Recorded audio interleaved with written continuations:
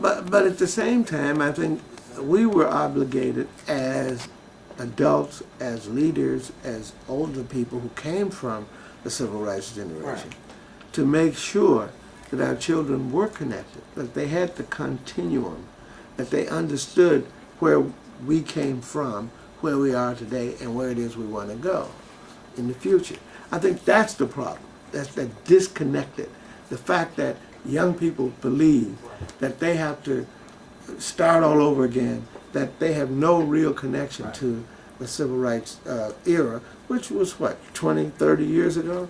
It wasn't that long ago. You know, today I was watching the Oprah Winfrey show, in which she featured some of the people who were in the bus boycotts and the Freedom Riders in the 1960s. It just brings tears to your eyes. Just 50 years ago, people were fighting just to be able to ride on a bus in the South without having to be, you know, thrown off the bus or beaten or brutalized, etc. And then we come to the 1970s and 80s when we were fighting for simple stuff like, you know, electing people to office in this city. It's a real serious disconnect that young people, we have to really give them that history. I think we failed in giving them the continuity. But I think the division is that because some of us, like I always say, what happens to those of us who cannot or will not, for whatever reason, assimilate into the mainstream society? Those of us who have a pretty good degree, we have a couple of degrees, we're making pretty good money, our outlook is so different if you're on 55th Street in Morgan, 55th and Halsted, whatever, and 63rd and Halsted. So you can't, if you are making $110,000 a year, you can't even relate to somebody making 30 grand a year. You just can't relate. I think you can, but I think it takes a leap of, you know. You got 2, 3 degrees, you got masters, you got a couple of doctorates. How can you relate with the brother on the street? You can't. Yes, you can, but if you understand where you came from, because most of us were not born into a family that had those degrees and made that kind of money. The thing about it is class struggle, because we have two struggles. We got to fight the man. Okay, we got to fight the system. Right. Then we got to fight each other.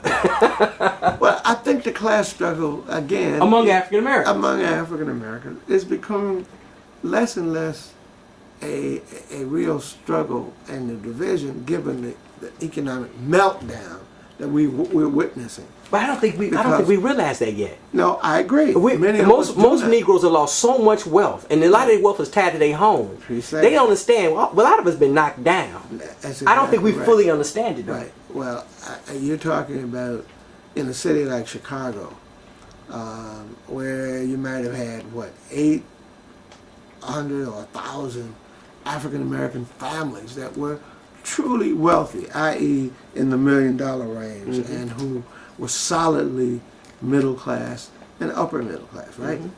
That number probably has been cut in half as a result of the meltdown. You know, you're talking about people who had contracts with the city, with the state, with the federal government, people who had contracts and contacts with the private sector, and those contracts, those jobs, that has been sliced in half.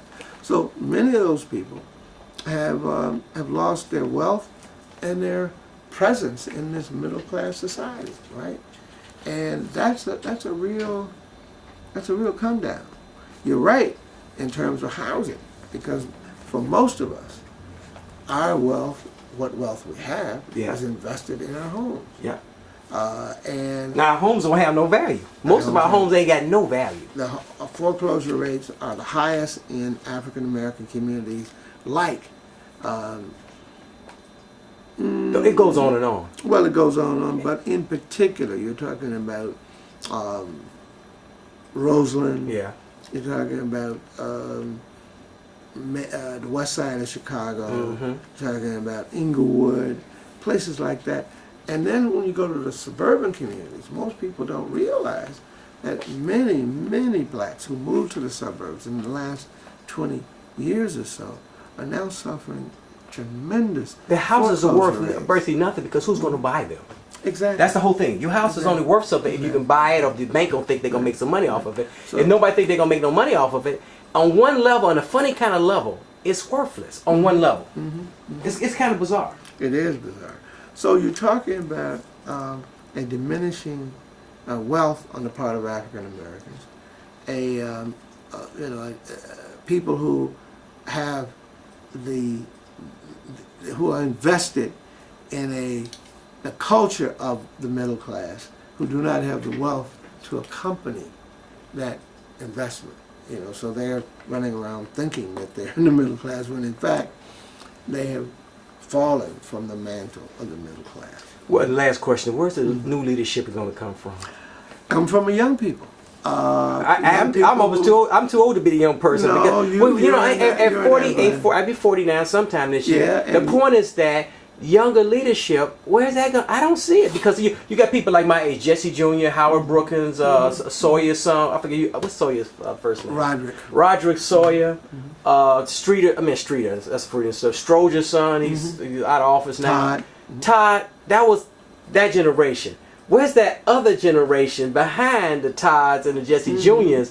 Where's that leadership coming from? I don't see it. I think it's there. It is? Yeah. They need to call me, because I need some hope. I need hope. I think that leadership is there. I think within the next year or so, when we get to the real bottom of this economic meltdown, and everybody begins to realize that we are not what we think we are, I think people will come to their senses. Remember now, we have fewer young people going to college these days. That the great majority of young people going to college in the black community are women. That's right. As opposed to men.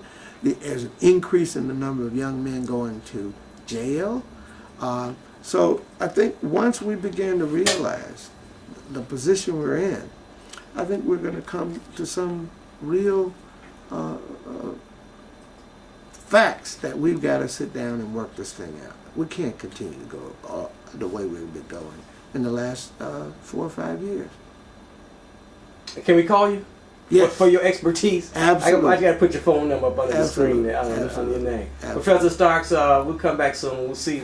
After a few months after the Rahm Emanuel administration gets started, we'll come back and talk to you. Again, as I said, all of you who voted for Rahm Emanuel are in for the shock of your lives in the next 2 to 3 months when you see this man unveil his program of corporate politics in the city of Chicago.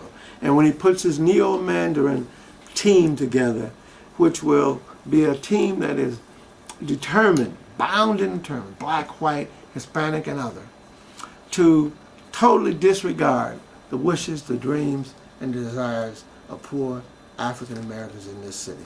Thank you very much.